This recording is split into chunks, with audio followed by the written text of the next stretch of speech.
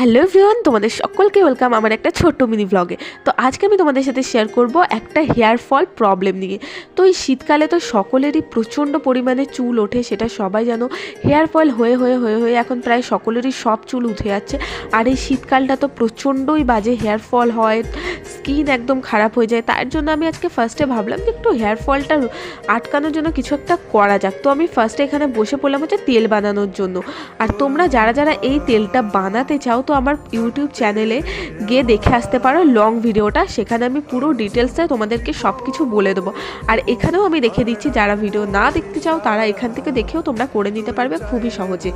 তো ফার্স্টেই আমাদের যেটা লাগবে সেটা হচ্ছে আমাদের নারকেল তেল লাগবে, পেঁয়াজ, মেথি, কালো জিরে, আর হচ্ছে লাগবে একটুখানি আমলকি। তো এই চারটে জিনিস দিয়েই কিন্তু আমরা এই হোমমেড হেয়ার অয়েলটা বানিয়ে নিতে পারি।